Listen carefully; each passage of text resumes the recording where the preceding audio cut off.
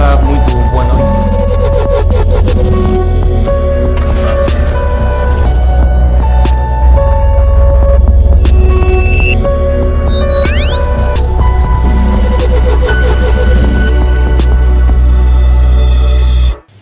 Ora, viva, muito boa noite.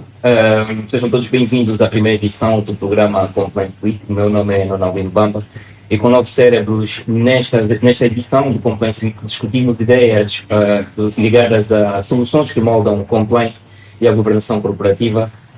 Nesta primeira edição, tenho como convidado o Dr. Laurindo Pipipilo. Dr. Laurindo Pipipilo, seja bem-vindo à primeira edição do Compliance Week. Muito obrigado, Dr. Ronaldinho Bamba, pelo convite. Obrigado agradeço ao Compliance Week. Estamos aqui abertos para dialogarmos. Nós aqui agradecemos o Dr. Pipipilo. Nós temos o Dr. Pipipilo, especialista em compliance, com grande experiência no mercado a nível profissional, teve passagens na Deval Seguro, também no Fundo de Garantia de Crédito como diretor do Gabinete de Compliance, passou também numa seguradora, A Confiança Seguro, com grande experiência, e contamos com a sua experiência para efetivamente partilhar o conhecimento sobre o compliance nessa matéria.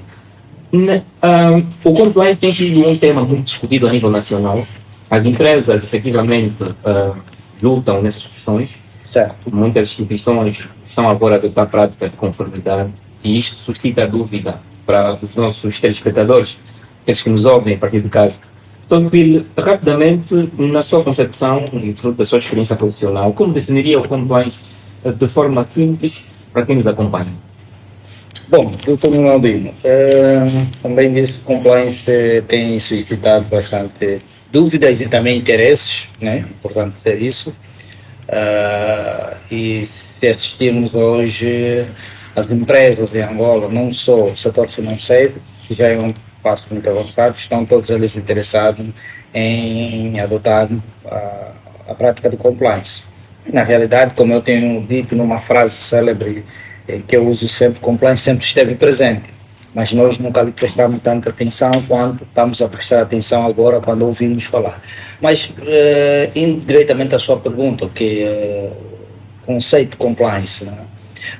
Eu olho compliance como uma ferramenta de autorregulação.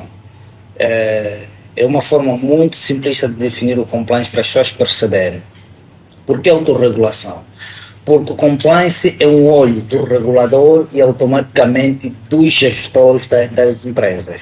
O compliance é uma ferramenta de gestão de autorregulação que visa prevenir e detectar, dar resposta sobre determinados ilícitos que possam ocorrer. Ilícitos esses que podem ser por violações de procedimentos ou por violações de normas, né, ordinárias estabelecidas pelo legislador. E essa autorregulação funciona da seguinte maneira em que vamos conceituar o compliance. Vejamos o seguinte. O compliance, quando está dentro de uma instituição, quando existe uma instituição, quando existe o compliance, nós vemos que o compliance está focado em procurar criar procedimentos para que a empresa, do ponto de vista de mitigação do risco e procedimento, ela esteja estruturada, não é? Então estamos a fazer o quê? Estamos a autorregular. Depois temos o outro ponto, que é o ponto de olhar, um olhar externo, das normas externas, ou seja, o compliance prepara uma estrutura interna, não é? Que é os procedimentos, as políticas, mas ela vai fazer esse casamento com as normas externas, que são, por exemplo, o Código Penal, a Lei Geral do Trabalho, a Lei Anticorrupção e outras legislações, a Lei de Branqueamento de Capitais. Então, o compliance é uma ferramenta para autorregulação a nível das empresas. E para as pessoas perceberem, e vou mais longe, se me permite, doutor, olhamos o compliance como um pai dentro de casa, não é? As empresas, elas são reguladas. Se nós formos para casa, eu tenho dito, quando estamos em casa, nós temos que seguir regras que são os procedimentos internos, mas o pai em casa nos diz o seguinte: olha, se vocês não seguirem essas regras, apesar embora tenham que seguir as regras internas, mas vocês têm uma outra regra que vocês não podem roubar, não podem matar, não podem fazer. Então, o pai vai agir como um elemento de um compliance que vai orientá-los, ou seja, aqui vocês têm normas que precisam se autorregular, mas têm que olhar para fora. O mesmo ocorre dentro de uma instituição. Nós temos que obedecer normas e procedimentos internos, código de conduta e ética, regulamento interno da instituição, mas não obstante isso temos outros pontos que precisamos olhar. Então essa é a figura do compliance. Nós olhamos, entramos dentro da nossa casa e vemos que o compliance, afinal de contas, sempre esteve aí conosco. Exato. Na fala do Bill, deixa-me só dar aqui um parênteses, e esqueci-me de mencionar esse ponto. O nosso programa tem um patrocínio do Inescoy. E os riscos sempre existirão, mas o Inescoy tem a solução. Descubra o poder da maior solução de compliance de Angola, Compliance Screening Solutions. A tecnologia ideal na prevenção e combate ao branqueamento de capitais, financiamento do terrorismo e proliferação de armas de destruição em massa. Totalmente customizável, adaptando-se à dimensão e complexidade do seu negócio. Com uma abordagem baseada no risco, é a solução certa para si. E descubra o poder do Compliance Screening. Compliance Screening Solutions. Voltando ao Filho, na sua fala esclareceu que o compliance ajuda a mitigar o risco. Nós temos vindo há muito tempo por aqui a ter a questão de insegurança por parte de colaboradores em algumas instituições. Acha que, como na sua experiência, o compliance como uma questão de autorregulação, a adoção dessa implementação do programa de compliance ou questões de compliance, acha que as instituições em Angola, e não só em Angola, mas no mundo, têm benefícios na adoção de ações ligadas ao compliance como uma medida de autorregulação? E muitas, tem muitas. Há uma velha frase, foge-me aqui o nome do autor, que diz o seguinte: se achas que o compliance é um custo, então experimente não tê-lo. E o que é que isso quer dizer? O compliance traz muitas vantagens. A primeira vantagem que nós temos que olhar, e agradeço essa pergunta que me permite aqui fazer uma abordagem, vamos olhar para o nosso mercado. Né? Nós somos um mercado atualmente que estamos a ter muita injeção de investimento privado internacional. Qual é a vantagem que isso traz? Isso traz muita vantagem. Por quê? Porque quando nós começamos a olhar para a presença do compliance, nós vamos ver que o nosso mercado, as empresas precisam ter primeiramente uma reputação, precisam ter uma imagem, porque a imagem os vende. E onde é que onde é que vai respingar a reputação? Quando a empresa está envolvida em escândalo, quando a empresa tem excesso de litígios no âmbito laboral, falou aqui da questão da relação com os colaboradores. Uma empresa com excessivos litígios laborais, ela apresenta um risco de insegurança, tanto para quem queira fazer investimento, quanto para ter adoção de quadros qualificados. Então, o compliance traz inúmeras vantagens. E olhando para o nosso mercado angolano, como dizia, nós estamos a ter bastante investimentos externos. Isso é importante porque a Angola se preparou do ponto de vista normativo. Agora precisamos começar a nos preparar do ponto de vista da cultura.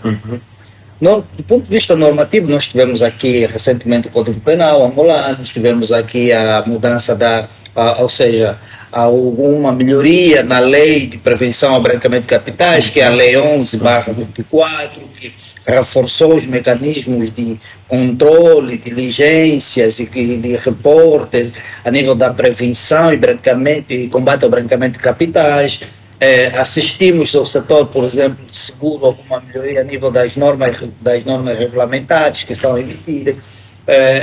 Estamos a assistir mudanças muito estruturadas a nível da nossa legislação. Do ponto de vista regulatório, isso é um alerta.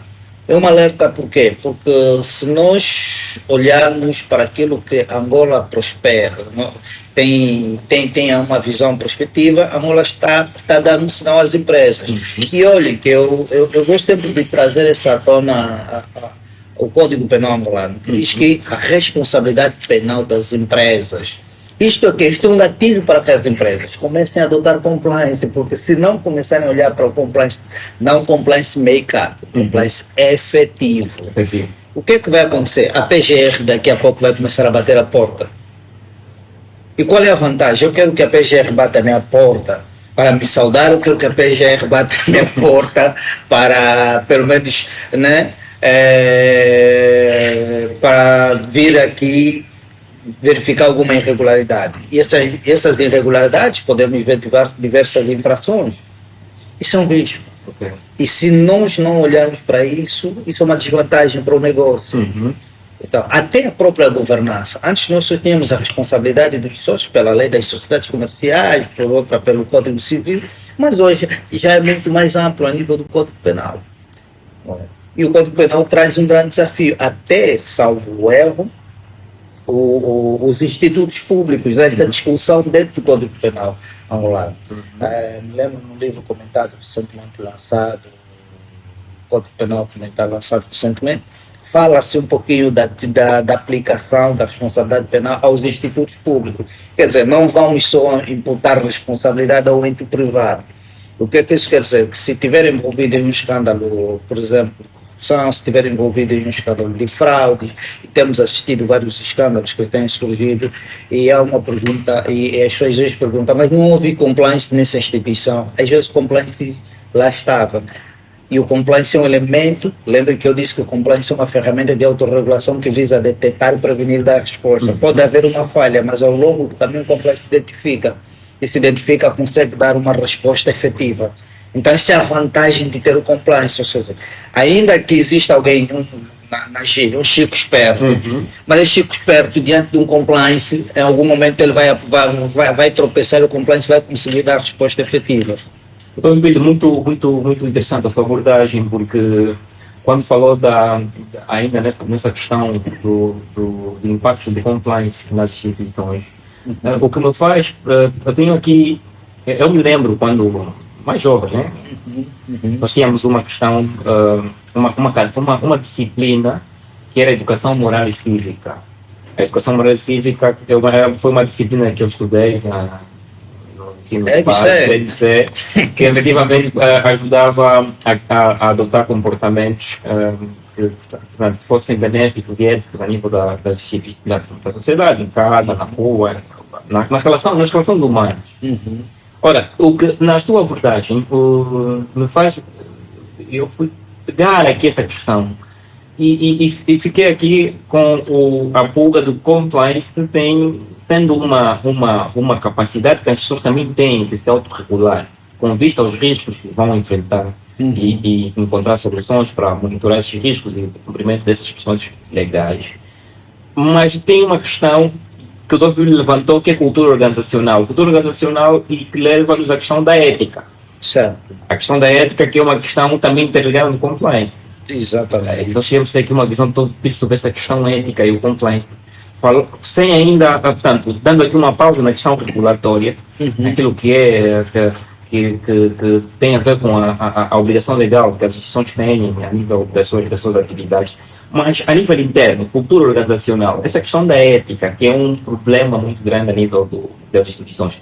Levantamos esse aspecto porque existem instituições que a cultura organizacional não é muito boa, né? Há reclamações, há um mau clima, o chefe não tem maneira, na tomada de decisão, tem um aspecto muito menos ético na abordagem com colaboradores. Queremos ter aqui uma visão sobre essa questão ética e o compliance. Como é que isso se mistura? Estão misturados, não estão misturados? Olha, doutor Ronaldinho, isso, a questão ética, construção de cultura, compliance, mais do que questão regulatória, é mesmo a cultura. E a cultura, ela nasce dos princípios éticos. E como muito bem disse, falou da disciplina de MC. Se nós fazermos uma reflexão breve, nós quando estamos na escola, não é, desde o primeiro dia do ensino primário, aprendemos que devemos nos comportar com respeito, urbanidade, civismo, do nosso dia a dia. Passamos 10 ou mais de 10 anos numa carteira, né, aprender esses valores éticos. Mas só que isso contrasta um pouquinho com aquela que é a realidade do mercado. E isso vai levar àquilo que um grande criminólogo, Ed Sunderland, ele fala associação, teoria da associação diferencial. O que é que isso acontece? Muitas das vezes, o desvio do padrão ético é por conta daquilo que o mercado oferece. Ou seja, ao longo desses anos que eu passei na carteira, quando eu vou para um ambiente corporativo, eu encontro um ambiente corporativo desregulado, na maioria das vezes. Um ambiente corporativo em que não existe respeito à ética, não existe respeito aos valores morais, não existe respeito aos princípios, por exemplo, de venda, não existe respeito aos colaboradores, e estes são padrões totalmente desviados. O que é que isso nos leva? O que é que nos leva a essa associação diferencial? É aquilo que diz, eu encontro uma conduta, não vou mudar. Então, se eu acho que o Beltrano, o Cicrano maltratava os colaboradores, então também eu não vou me interessar com o Cicrano ou o Beltrano. Então eu vou continuar nesse padrão, vou ignorar aqueles valores que eu adquiri da base e vou me filiar, porque este é o ambiente corporativo que aceita esse padrão desviante. Essa é a chamada associação diferencial. E esta associação diferencial de desvio, em que o indivíduo ao entrar no mercado vai dizer, olha, sempre foi assim. Se tu quiseres seguir por esse caminho. É aí onde se faz valer quem vai de fato adotar uma prática de compliance. E este é o grande desafio do compliance, doutor Inotino. Porque o compliance, quando entra numa instituição, o grande desafio é convencer a nível dos colaboradores o papel não só normativo, mas de uma mudança de cultura ética. Porque um colaborador não pode abandonar uma instituição por assédio moral. A instituição não pode ter processos estrondosos, muitos processos de colaboradores. O ambiente laboral precisa ser confortável para todos, para que os colaboradores produzam, porque isso tem o impacto econômico. Porque quando tu tens um ambiente hostil, tu perdes qualidade. Tu perdes qualidade técnica. Qual é o risco que isso tem do ponto de vista econômico? Tu não vais entregar ao mercado aquilo que de facto precisa. Não tem técnico, não tem, exatamente, não vais ter um técnico. Com capacidades para execução. Um indivíduo que consegue fechar um negócio milionário, mas tu pouco se importas com ele, não é? Porque tu achas que ele é um indivíduo que não tem, ou seja, para ti é só um indivíduo descartável que está aí para fazer dinheiro, mas existem outros fatores entrelaçados, fatores sociais, aquilo que nós chamamos de responsabilidade social das empresas. Então, se o compliance tem este desafio, e eu sou daqueles que quando entro numa instituição, a primeira coisa que eu me preocupo é saber se as pessoas sabem o que é compliance. Saber o que é compliance não é saber apenas a norma, é saber o que são culturas corporativas, culturas éticas, e entender qual é o compromisso que o board tem. Por isso é que o primeiro pilar do compliance é o tono de topo. O topo. Porque se o topo não tiver esse comportamento, a cadeia não vai seguir. Eu farei uma pergunta para o meu filho. Se o pai tem uma conduta desviante, como é que o filho vai se comportar? Se a mãe tem uma conduta desviante, como é que a filha vai se comportar? Quem é o espelho da casa? São os pais. São os pais. Porque os irmãos mais velhos vão seguir sempre, né, o comportamento dos pais.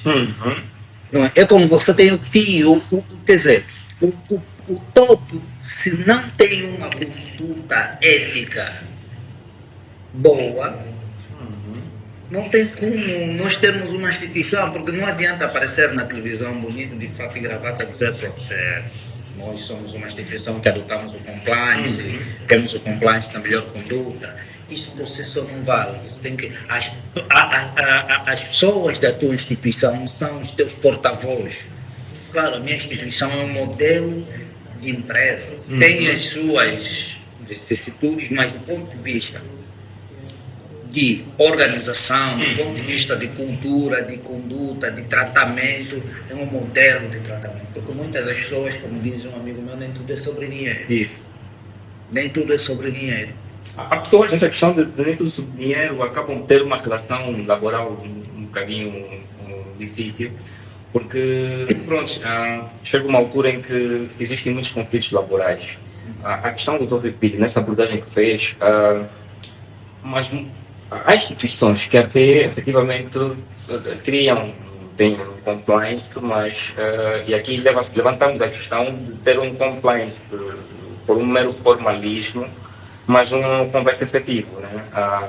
Instituições têm compliance, mas o cumprimento dessas normas éticas, essa questão de prevenção de conflitos laborais, acho que é uma falha para algumas instituições.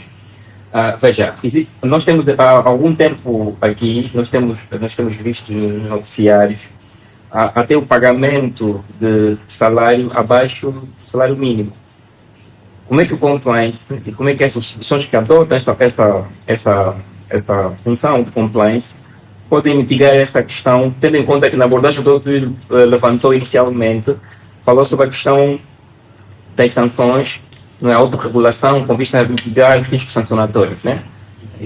Essas questões de pagamento de salário, o salário mínimo nacional é o valor, depois o trabalhador recebe um valor abaixo do salário mínimo, ou seja, negocia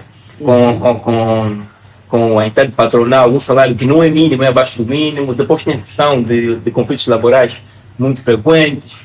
Recentemente vimos uma notícia de uma empresa estrangeira que o chefe lutou com um colaborador, no setor teve acesso à informação pública, né? Não teve, mas nos lugares aqui da cidade de Luanda. O colaborador chegou depois das 8 e houve luta, né? Os colegas acordem. Então, como é que nós, as empresas, sendo especialistas, podem mitigar esses aspectos? Primeiro, de não ter um compliance meramente formal, só para ter, e depois o cumprimento dessas questões éticas com vista a mitigar a prevenção de conflitos laborais. bom, doutor Ronaldinho, isso é uma situação muito complexa. O desafio do compliance, precisamos perceber. Eu, como compliance, eu chegar numa instituição, o que é que eu tenho que olhar?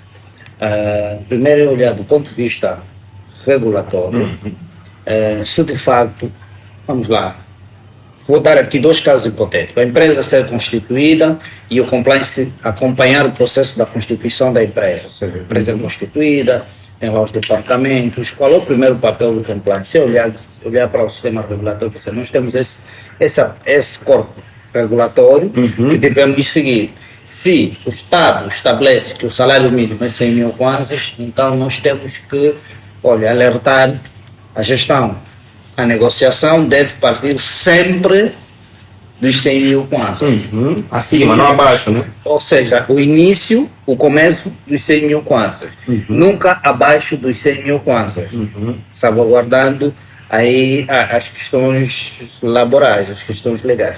Porque qual o impacto que isso causa? Isso vai nos remeter àquilo que nós hoje falamos sobre o ESG, né? Environment, Social, né? Governance. Então, a responsabilidade social da empresa, o papel que a empresa tem, diz que tem um papel social. O papel social não é servir apenas sopa no Natal, nem no Dia das Crianças. O papel social não é apenas aparecer que está a dar umas deixas. O papel social começa dentro da tua própria empresa. Então, o papel de compliance nesse processo deve ser esse: alertar a gestão de que é preciso olhar para as questões de responsabilidade social para não causar nenhum impacto negativo. Porque hoje em dia, se nós assistimos já portais a divulgarem irregularidade das empresas. Então, se uma empresa quer de facto crescer, ela não vai querer crescer com uma mancha de que ela explora mão de obra barata, trabalho escravo. Ela não vai querer crescer que, por exemplo, realiza trabalho infantil sem cumprir com procedimentos normativos. Não vai querer estar manchada no mercado, porque o investimento privado tem um risco muito grande. No fim do dia, o compliance, mais do que o regulatório, olhar para o risco que isso tem. Qual é o nível de crescimento que esse investidor quer ter? Nível de crescimento medíocre, ainda que seja medíocre, mas por o risco de amanhã ser multado e fechar. Há sempre um risco associado ao comportamento da alta administração no sistema regulatório, né? Exatamente. Então, neste quesito, e o compliance, quando chega, o compliance deve olhar para aquilo, como é que está a empresa do ponto de vista regulatório, como é que está a empresa do ponto de vista da governança corporativa, se os sistemas de governança de facto funcionam e como ele pode ir contribuindo, porque o grande desafio do compliance começa mesmo por convencer o board, porque muitos boards têm o compliance, doutor Maldino, porque a lei obriga. Ok. Sim. Não, a lei está ali, eu preciso ter, porque se dependesse de mim não teria. Ok, tudo bem, até aí. E encaram como um custo. Como um custo, Por até isso aí não avança tudo nessa bem, direção. meu caro. Mas depois quando Não é investimento. quando baterem-te a porta, vais correr porque quero ter um compliance só para o inglês ver. Depois aparecem muitos, não, porque somos compliance, daqui nada contra os profissionais de compliance, mas é preciso dar o peito à bala. Sim. Dar o peito à bala, o que é que eu estou a dizer? É preciso ser um compliance que vai chegar ao bordo e dizer, olha, se isto não funcionar, então eu não estou a fazer nada aqui. Então, porque isso, claro, ele não vai fazer isso no primeiro momento, ele vai ter que ter um momento que ele vai trabalhando e ver qual é a disposição do board de fazer mudanças estruturantes que são efetivas. Não é? Por exemplo, vamos lá olhar para o setor financeiro, não é? Não vou aqui especificar. Se não forem cumpridas regras de prevenção ao combate ao branqueamento de capitais, o que adianta ter um compliance? A empresa vai ser multada. Qual é a imagem que o compliance vai ter? Não existe compliance. Num banco, hoje em dia, se o front office não está treinado, por que o front office se preocupa em cumprir com as regras de procedimento de prevenção do branqueamento de capital? Porque isto tem um custo econômico, porque o banco ao ser multado, ou a instituição ao ser multada, vai impactar no resultado líquido da empresa. E qual é o valor do compliance nisso? Quando o compliance trabalha para prevenir isso, o compliance está a trabalhar para que o custo, ou seja, o custo da empresa reduza e aumente a capacidade líquida, mas os investidores, poucos veem isso. Eu até estou de pilha, eu não consigo perceber, e é uma questão que também podíamos ter contato com a sociedade para esclarecer. Na abordagem que levantou, e foi tão claro, que o compliance serve de autorregulação com vista a cumprir, a mitigar riscos sancionatórios. É um dos riscos que o compliance ajuda a mitigar, que é o risco de ser sancionado por um incumprimento regulamentar, ou incumprimento de uma lei.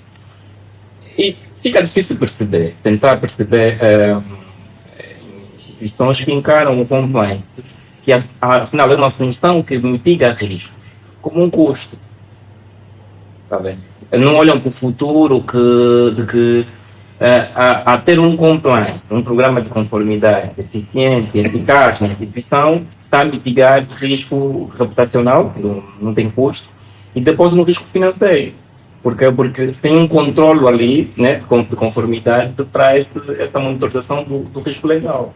E fica um bocadinho difícil perceber porque que as empresas e muitas instituições encaram o compliance ter um programa de conformidade como um custo. É um custo que muitas instituições nem tinham compromisso de ter. E isso também acaba afetando entidades que têm esse nível de pensamento, acaba afetando financeiramente, porque eu se pensar que o compliance é custo, mesmo na implementação do programa de compliance na minha empresa, ou na empresa que estou a dirigir, ou qualquer outra instituição, o nível de entrega e comprometimento não é o mesmo. Não sendo o mesmo, eu não vou colocar ferramentas na equipa de conformidade para analisar os riscos e depois acabar com essa questão que levantou do custo econômico e financeiro. Doutor Nuno, eu volto a dizer que nós vivemos um desafio muito grande nesta era em Angola. Eu vou me cingir muito em Angola, porque nós estamos num sistema, digamos assim, de um crescimento por via de investimentos. É claro que o investidor nacional precisa perceber isso, o internacional já percebeu, e há empresas que, quando são chamadas a ter relações com investidores externos, o investidor externo lhe diz: olha, se tu não tiveres compliance, esquece. Isso por quê? Vamos lá. Eu volto aqui a algumas frases célebres, eu gosto muito dessas frases célebres. Warren Buffett dizia que leva-se 20 anos para construir um império e 5 minutos para arruiná-lo. O que é que o Warren Buffett estava a dizer? Vou dar um exemplo da nossa realidade. Tu construíste uma empresa durante 20 anos e em 5 minutos, né, o Ernesto Bartolomeu aparece na televisão, boa noite. A empresa YXZ está envolvida em escândalos de contrabando, tráfico humanos, corrupção, branqueamento de capitais, é alvo de busca e apreensão do Ministério Público. Ou não paga salário mínimo. Ou não paga salário mínimo. Opa, isto é uma notícia. Vai sair do Jornal de Angola. Para uma empresa externa que tem um compliance atento, ao fazer o chamado CDD, a diligência, o que é o IC, aquilo que nós aprendemos, isso é um risco reputacional. Isso é uma alerta muito grande. A empresa, isso é um alerta. O que é que isso vai impactar? Você acha que um investidor externo vai decidir fazer negócio contigo? Claro que não, claro que não. Porque em 5 minutos tu construíste o império, mas por deixar de observar procedimentos, não é? Ignoraste estes fatores durante esses anos, que vai destruí-lo em 5 minutos. Porque não quiseste cumprir alguma obrigação legal. A imagem institucional. E o que é que isso vai impactar? Vou dar um exemplo que hoje o risco reputacional é muito importante e pega muito.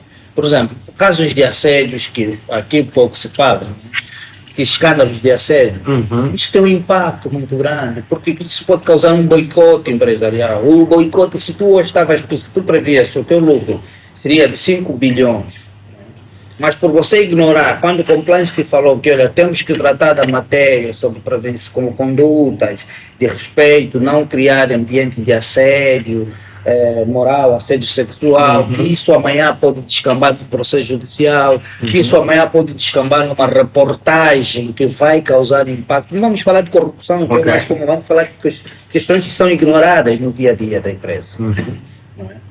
Então, se tu ignoras esse fator, amanhã quando vir a explodir, isso vai se tornar uma bolha, quando explodir vai impactar no teu negócio e você pode até fechar. Os escândalos financeiros, que são as fraudes que ocorrem nas grandes empresas.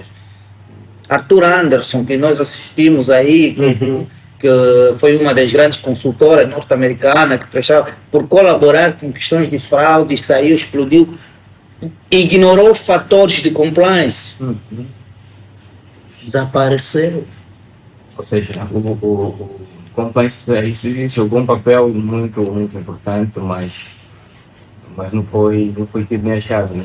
E esse é o grande desafio dos compliance. Esse é o grande desafio dos compliance que vivem compliance na Terra. É uma Terra. questão agora que eu acho que é muito interessante. Nós começamos a conceituar o compliance na pesquisa do Dr. Filho, efetivamente, que é o cumprimento de regras internas, externas, a que a instituição está sujeita, e também a capacidade de autorregulação. Mas há aqui um tema muito importante, que é como é que as instituições podem efetivamente, as pessoas interessadas que nos ouvem agora, têm aqui efetivamente a oportunidade de ter o Dr. Pito como especialista no Compliance Week. O Dr. Pito, como é que as empresas podem, independentemente da dimensão da empresa, né, podem ter o programa de conformidade aplicável à sua instituição, ou seja, metodologicamente, né, já vimos a fazer aqui uma incursão sobre o compliance e os benefícios que ele tem. Agora, do ponto de vista prático, como é que no programa de conformidade, na minha empresa, no meu salão de beleza, na barbearia, na minha microcrédito, qualquer que seja o setor, como é que as instituições ou quem não estão interessados nessas matérias de conformidade podem efetivamente aplicar, criar um programa de conformidade para mitigar riscos legais? Muito bom. Essa é daquelas perguntas tão técnicas que, vamos lá, cada instituição tem o seu risco, precisamos entender isso. O risco de branqueamento de capitais numa instituição financeira, às vezes não é a mesma proporção que o risco de um salão de beleza. Mas não vamos descurar que um salão de beleza possa não vir a ter um risco de branqueamento de capitais, porque ele às vezes pode ser constituído por dinheiros ilícitos. Então pode ser uma das formas. Qual é o primeiro passo para se realizar uma execução prática do compliance? É olharmos, fazermos um mapeamento do risco, fazermos uma avaliação do risco interno da empresa. Sabemos, por exemplo, do ponto de vista regulatório, a empresa cumpre, ok. Quais são as fragilidades, ou seja, as falhas a nível de procedimentos? Porque quando nós detectamos essas falhas, estamos a identificar riscos. E esses riscos precisam ser mitigados. Como é que eles vão ser mitigados? Eu vou olhar para a minha empresa, eu tenho 10 colaboradores. Ok, qual é a política, qual é o risco? Ela tem um risco, por exemplo, de segurança, de proteção de dados, vazamento de dados. De que forma? Não tem um sistema informatizado, é preenchido folhas em papéis que depois ficam a derivas e esses dados vazam. Então, como é que eu vou mitigar esse risco? Claro, vou criar um sistema de informatização, ou seja, softwares para a minha empresa, para que os clientes tenham acesso aos seus dados e olho para a norma de proteção de dados, vejo quais são os procedimentos, as regras que me permitem salvaguardar a segurança dessa informação. Ok? Isto é o quê? Estou a mitigar um risco, estou a implementar um sistema de prevenção, de compliance. Okay? Eu olho para o mercado, vamos lá para o setor, vamos para um salão de beleza. Mas um salão de beleza precisa ter compliance? Precisa. O salão de beleza faz transação. Como é que é feito o pagamento no salão de beleza? Ele não paga imposto, não declara, não contrata. Como é que ela paga os salários? Como é que, a nível, por exemplo, um salão de beleza, estamos a falar de uma grande estrutura, né? Quem recebe o valor? Como é que é feito esse procedimento desde que eu chego no salão de beleza, né? Entrego os meus dados, alguém que quer ser acionista desse salão de beleza, quais são as políticas, se de fato os valores são depositados, se existe um sistema de faturação, para controlar as contas da empresa. Para amanhã a gente não vir colocar lá o selo de cerrado. Não pagou imposto. Então existem vários fatores. Eu aqui se tivesse que elencar para um único setor, vamos lá, por exemplo, o setor financeiro, que é muito comum. Os riscos, vamos falar de questões de branqueamento de capital. Muitas das vezes nós vimos instituições a serem multadas por branqueamento de capitais, não porque cometeram branqueamento de capitais, mas porque violaram dos procedimentos de prevenção ao branqueamento de capitais. Isto é um risco que o compliance precisa identificar, certo? Então, nós estamos aqui trazendo uma abordagem de forma a fazer perceber que não são apenas as grandes empresas que precisam adotar compliance, que as pequenas empresas também precisam adotar compliance. Pequenas e médias e grandes empresas precisam adotar compliance, olhando para o seu risco. Ou seja, é um tema que não precisa, é transversal, não importa a dimensão da instituição, mas o compliance é essencial porque mitiga risco. No salão de beleza, como disse muito bem, também é uma empresa, né? Tem seus riscos. Contrata fornecedores, parceiros, tem outros alinhamentos. A diferença, se calhar, é porque é pequena, né? Micro. É pequena, exatamente. Mas ainda assim a necessidade. Também tem a questão do atendimento ao cliente, tem que pautar questões éticas, comportamentais dos colaboradores. Falou da questão da produção de dados, do registro da base de dados destes clientes. Onde é que se... E essa questão da produção de dados é interessante. Mas só uma ressalva. Por exemplo, no salão de beleza há um fator muito curioso. E podemos entrar também para o fator, por exemplo, alimentar. Imagina o salão de beleza adquirir produtos em lugares incertos que não sigam um padrão de qualidade. Qual é o risco que isso tem? Isso tem um risco de causar problemas de saúde aos clientes. O mesmo vale, por exemplo, para as empresas do setor alimentar. E é um dos setores muito complexo, porque trata da saúde pública. Até que ponto os alimentos que são colocados na nossa prateleira são passados por um procedimento, por uma área de análise de qualidade. Você sabia, existem empresas que apagam datas, colocam novas datas.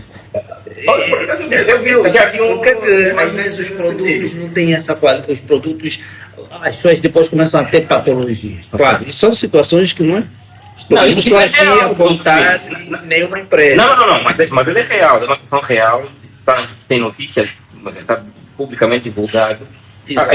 Existem instituições que foram sancionadas porque os rótulos da data de validade deletavam, não é, para contrafação, né? Isso porque provavelmente essa empresa não tem um sistema de procedimento. Lucrar e vender coisas que trazem Quem faz a compra da mercadoria?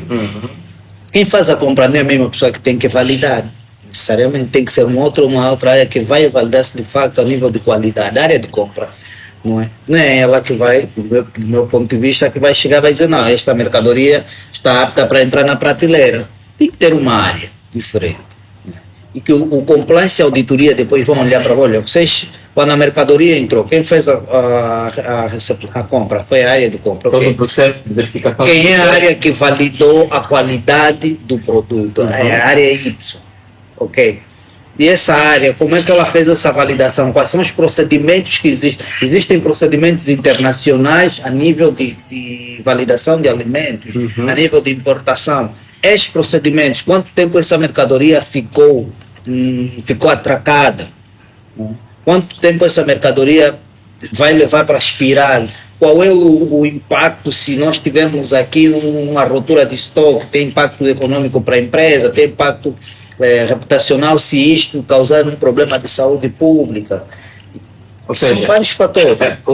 Aqui a questão da regulação externa tem a ver também com o cumprimento daquilo que é o padrão internacional naquela matéria. No caso, falou da qualidade, há toda a necessidade no processo de implementação do programa de conformidade ou de compliance daquela empresa, ter em contato com as normas internacionais que obrigam a adotar comportamentos qualitativos que permitem a qualidade desse, no momento tanto do tema que levantou, em adotar padrões de qualidade, Exatamente. definir processos internos, como é que isso vai se transmitir depois a nível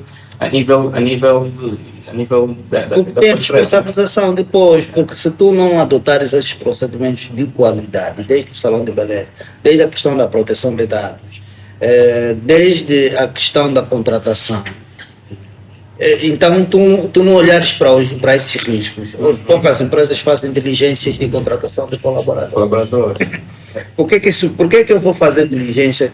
O compliance não vai tirar o papel do RH, não. O compliance vai fazer análise de risco, do ponto de vista reputacional, do ponto de vista legal, se de fato a contratação obedeceu. Esse colaborador que está vindo na tua empresa, será que é um colaborador que vem com uma conduta boa? Nós falamos, por exemplo, da questão ética há pouco tempo, da cultura. Não é? Ou seja, nós temos um diretor que vai vir para esta área. Quem é este diretor? O que é que ele fez? E essa questão que está levanta outro ponto que tem a ver com conflitos de interesse. Eu penso que, veja, da contratação de colaboradores, existem instituições e, tanto a questão do topo, não são todas, mas devem existem. Nós temos dados públicos, instituições com esse tipo de comportamento. A contratação motivados por conflitos de interesse, ou seja, não tem uma transparência no processo de contratação de colaboradores e que depois acaba por afetar efetivamente o desempenho das atividades, porque não tiveram essa questão de conformidade, de compliance, em olhar para o perfil daquela entidade que foi selecionada. Então, seleção e depois acabaram ter primo, sobrinho, amigo. Sim. Esse processo de conflito, o compliance e isso, não só conflito de interesse com partes relacionadas. Né? Isso é uma das políticas, né, que vai olhar, por exemplo, para os parentes diretos, a nível da gestão, e quem vai interferir, quem vai fazer negócio contigo, se não é o... E eu disse, Angola preparou-se do ponto de vista regulatório. E isto não é política. Eu tenho dito o seguinte: o Presidente da República, quando assumiu o seu primeiro mandato, mas isso é um facto de uma análise técnica, o que é que ele fez? Ele procurou ir buscar investidores. quando o Presidente da República vai atrair investidores, sabe por que os investidores começam a lhe dizer? A casa precisa estar organizada. Quando ele volta, ele bate à porta da Assembleia Nacional e diz: eu já estou a fazer o meu trabalho de buscar investidores para virem para aqui. Agora vocês precisam fazer o vosso trabalho. Melhorar o quadro regulatório. O quadro regulatório foi melhorado. Nós não tivemos avanço na lei de contratação pública. Tivemos. Por que tivemos avanço? Porque é um dos principais elementos de relação que pode existir bastante conflitos de interesses de partes relacionadas.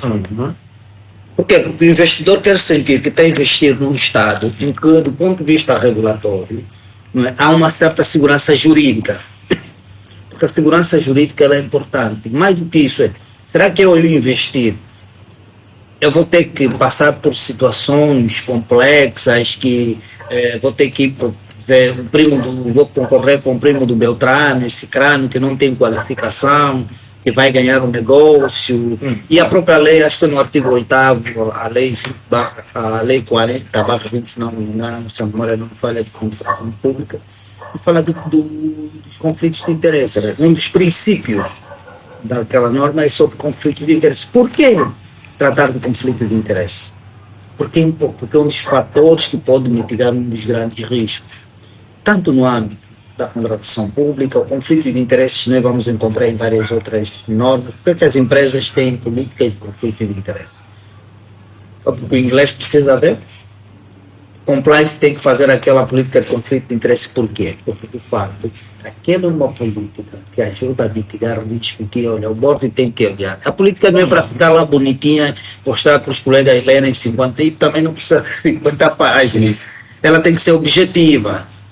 Qual é o risco que eu tenho de conflito de interesse? Olha, dentro do meu core business, eu tenho a tendência de muitos colaboradores trazerem primos e sobrinhos para virem fazer negócio com a empresa. Então, eu preciso mitigar isso, preciso criar procedimentos em que, no âmbito da análise dos processos, sejam mitigados estes riscos de conflito de interesse, o compliance, a área do risco, e depois a própria auditoria. Precisamos trazer aqui aquelas que são chamadas as linhas de controle interno, que precisam ser efetivas para ajudar a mitigar isso. Mas mais do que a linha de controle interno, é o front office, que precisa estar preparado para isso. Isto é verdade, filho, porque o compliance, com esta preparação, ele não é uma questão burocrática, é uma questão de cultura, é uma questão de decisão responsável. Que até esse conjunto de princípios, regras e procedimentos que visam efetivamente mitigar o risco sancionatório, estando em conformidade com leis e normas internas, é efetivamente compliance. E hoje temos muitos temas quanto a essa questão do conflito de interesse e o cumprimento das normas de contratação, né? Todo mundo quer faturar. Todo mundo quer faturar, e se colocar um primo melhor a ganhar aquele concurso, a ganhar aquele apoio, a ganhar aquela oportunidade de uma vaga, mas sem o cumprimento das regras do procedimento normais, né? Normais. E às vezes nem trazem qualidade. Exato. Por isso é que nós estamos a assistir o portal de contratação pública a aplicar sanções, né? Vários tipos de sanções. Mas hoje nós assistimos que as empresas são questionáveis, né, a candidatarem-se para a prestação de um determinado serviço. Mas esse é o papel do compliance. O compliance deve existir para isso. Mas, claro, nós estamos, do ponto de vista regulatório, estamos a caminhar bem. Mas precisamos entrar naquilo que o doutor disse, que é a cultura. Então, naquilo que eu apoio os pilares do programa de conformidade, o apoio da alta administração, ou seja, falamos aqui que o compliance não pode ser um tema para o inglês ver, é simplesmente uma fachada. O compliance de fachada não funciona, porque, e é terrível ter um compliance de fachada, porque se ele de fachada, os meios necessários para o avanço, a execução do compliance não serão sequer disponibilizados. Então, aquilo que são os pilares, tem a questão do apoio da administração, o canal de denúncia, estou pedindo essa questão, como é que pode fazer-nos aqui perceber lá em casa, a todos que nos ouvem, efetivamente que nos vêm aqui, como é que, comporta essa questão de compliance a nível do programa, os pilares que vão sustentar o compliance? Bom, vamos lá. Voltamos sempre àquilo que é o totalmente top. Um compliance efetivo. Eu só vou conseguir ter um canal de denúncia efetivo, primeiro, quando o board estiver comprometido, porque senão vai ser um elemento. Por que eu toco sempre na questão do board? Porque se o board não concordar que o canal de denúncia seja regulado, por exemplo, por um órgão independente, então de que adianta ter a denúncia se a denúncia, o board é quem vai ouvir, vai tomar decisão? Quem vai gerir a denúncia sobre o board? Sim, porque a denúncia é um tema complicado. Eu posso denunciar o Dr. Filho como líder da instituição, e aí como é que fica depois? Como é que fica? Mas claro, mas isso já é. Temos aí a legislação, temos aí a questão dos conselhos fiscais que são tragos como elementos independentes para poderem fazer essa gestão do canal de denúncia. Claro, eu tenho uma visão meramente contrária, digamos parcialmente, a quem deve gerir o canal de denúncia. Eu entendo que o canal de denúncia ela deve ser repartida a responsabilidade. Já. Denúncias relativamente a colaboradores do ponto de vista interno, elas devem ser geridas pelo compliance. Denúncias relativamente ao board é importante, claro. Por quê? Porque dentro daquilo que é o figurino e a estrutura do compliance na nossa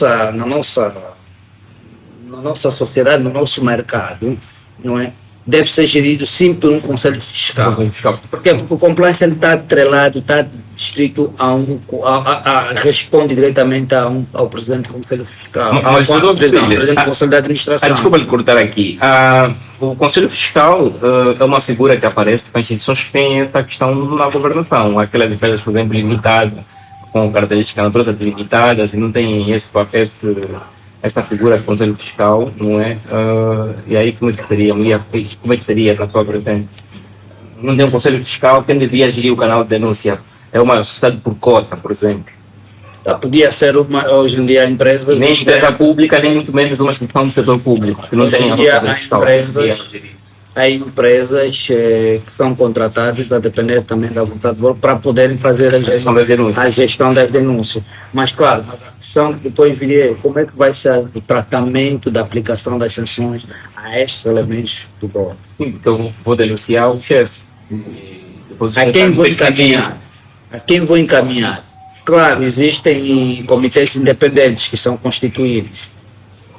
Comitês independentes, estes comitês que vão tomar decisões, vão avaliar, podem ser estes comitês a tomar e avaliar essas denúncias. Sim, mas agora a questão é que em função da dimensão das instituições, das empresas, muitas delas estão do setor público, têm uma governação corporativa já alinhada ao setor público, não tem figura de conselho fiscal que é paralelo ao conselho de administração, né? Mas para o setor privado, há empresas que não têm essa dimensão e não têm essas figuras. E não tem a capacidade, se calhar, de criar um comitê para avaliar as denúncias que são recebidas a nível da instituição. O compliance, qual seria o papel aqui? Não seria, se calhar, o compliance, tendo em conta a dimensão, a realidade, a complexidade do negócio, ver um compliance, ser ela a tomar as ações para a mitigação desses riscos de denúncia? Sim, o compliance poderia muito bem conduzir, mas só que isso iria responder, dependeria dentro daquilo que é o figurino do compliance, por exemplo. O compliance responde a quem? Dentro daquele nosso figurino, ao mesmo conselho fiscal, do conselho de administração. Ou seja, ou a um administrador independente, ou ao presidente do conselho de administração, ou a um administrador executivo.